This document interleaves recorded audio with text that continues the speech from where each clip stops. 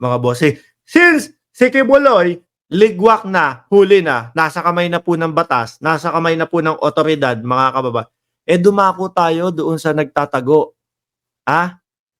Dumako tayo, mga kababayan. Naku, itong tao na to, ewan ko ba. From chubby, stress na po, mga bossing. Nagrereklamo po si Attorney Harry Roque, mga kababayan, dahil daw doon sa mga nagpakalat ng poster niya. Gusto niya makita yung poster niya, mga bossing? Kasi naman nagkalat yung mga poster ni Harry Roque, mga kababayan. Mamaya ko nalang ipapakita sa inyo. Nagkalat, nilagay doon, wanted.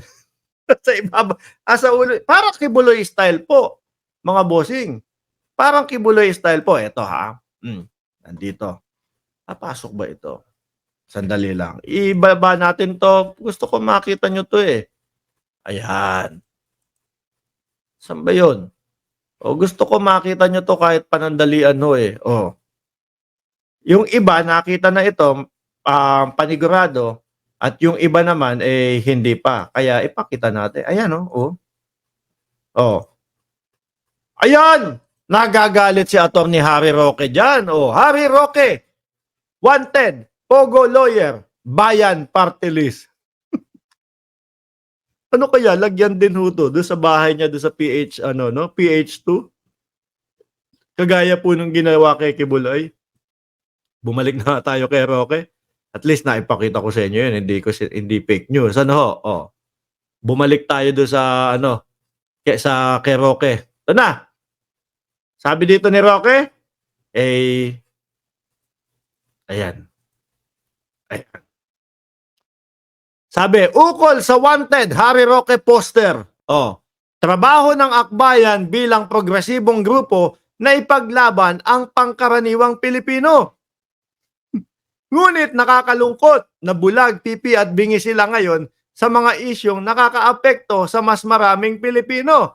Tulad ng pagkamkam ng pondo sa nagtuturo, ako pinupuntirya nyo, yung PhilHealth, asikasuhin nyo yan, yung ganito, ganyan. Focus tayo doon sa'yo. Ikaw yung wanted Mas binigyan pansin pa nila ako na isang pribadong mamamayan. Syempre, yung mga yan gusto din po, di ba? Ayaw niya ng gusto niyan yung mga nagtatago, makuha ng batas. Makuha, papaharap sa Kongreso. Baka yung mga yan din. Di ba? Ano tawag dito? Gustong malaman kung ikaw ba talaga ay Pogo lawyer. Ayan. Malinaw na nagsanib kulay. Diyos ko, na naman po nadamay na naman po ang ating Pangulo, mga bossing. Di ba ang Pangulo, magpapamarcha ba yun o magpapalagay ng poster ng wanted? Hindi naman no? Magpapamarcha ba yun sa kalsada? Mag-rally kayo dyan. Kasi di ba ang mga akbayan, yun, sila po yung mga nagra-rally. Malinaw na nagsanib kulay na ang grupong Marcos at ang dating progresibong grupo tulad ng akbayan. Ano masasabi nyo, mga kababayan? At eto napanood ko yung live ni Attorney Harry Roque. Siguro kahapon lang yon. Napanood ko mga kababayan. 2 araw siyang hindi nakapag-live. Sabi niya doon, hindi po ako nakapag-live kasi hindi po ako nakapag-live kasi po sabi ng PNP minamanmanan daw po tayo sa mga live natin. Siguro 2 araw na kinabahan po si Attorney Harry Roque. Kaya post lang po siya, no? Hindi yung nagla-live talaga kasi yung ano tawag diyan, mga kababayan? Yung mga IP address, pwede kasi siyang malocate Pwede ho siyang malocate, mga kababayan. Kaya siguro, nako, wait lang. Pahinga muna, no? Pahinga muna, saka na ako magla-live. Mainit na mainit sa akin ng PNP. Watching from Samar, go lang Sir Mark, support lang tayo sa presidente. Sabi ni Nimpa kasi, sabi ni Felix Macaraeg, watching from San Diego, California. Aba, nandyan lang kami. Hindi, Los Angeles kami nung 3 months ago yata. Christopher Igot, the cop cannot apprehend Roque this time, but only fisherman can because he is now swimming with his friend Butanding. Kaya pala, akala ko naman hindi talaga pwedeng kunin siya ng PNP. Yung pala nagsuswimming. So yung mga fisherman lang. Nag-video lang siya. Oh, sabi ni Mama Siding, wala na po. Kabado, takot na din po yang si Harry Roque. No? At balita ko po, yung SME nasa Singapore po. Paano yan? Di po ba hinihingan sila ng yung SME hinihingan ng show cause order, mga kababayan? Hinihingan po ng show cause order ng Kongreso. Paano yun? Nasa Singapore. At sana po mabilisang gumaling kasi nga sabi ni Attorney Harry Roque, mga kababayan, nandoon sa Singapore nagpapagaling.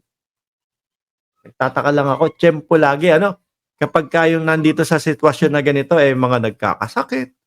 Anyway, kung totoo naman po sana hangad po namin ang mabilis na paggaling ng inyong asawa. Arlene, may tanong ako sa iyo.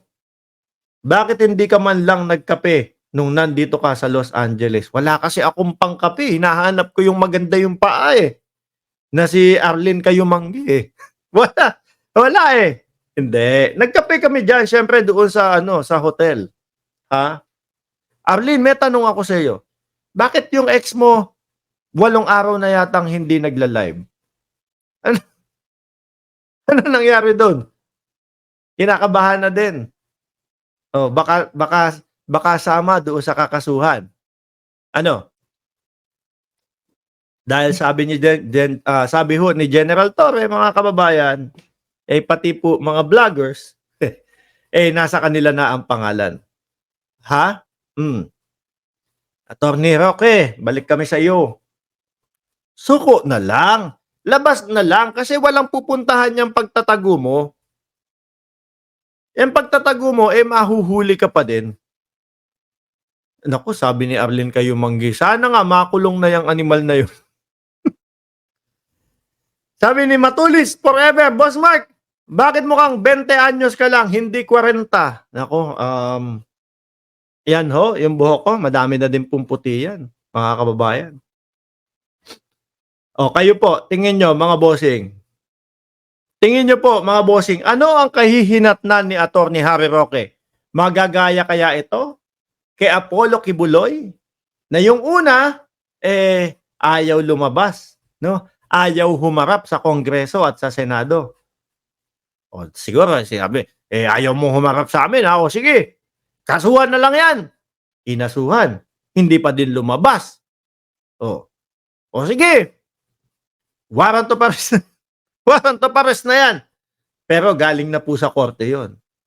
Napasubo na talaga si Attorney Harry Roque dito sa sitwasyon niya. No? Matindi po ang pagkakasubo ni Attorney Harry Roque dito sa sitwasyon niya, mga kababayan. Nadiin na.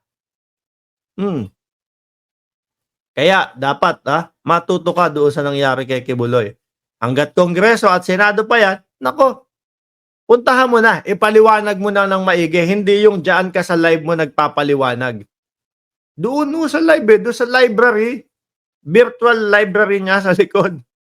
Doon nagpapaliwanag. Kaya niya naman palang ipaliwanag bakit hindi pumunta doon sa Senado, sa Kongreso.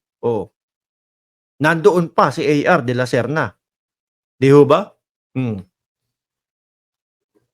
Nandoon pa si A.R. de la Serna. Di ba, Arnedo Olaes? Wala ng budget. Sino? Sila Kibuloy? Nako, nanganganib yung mautog nila.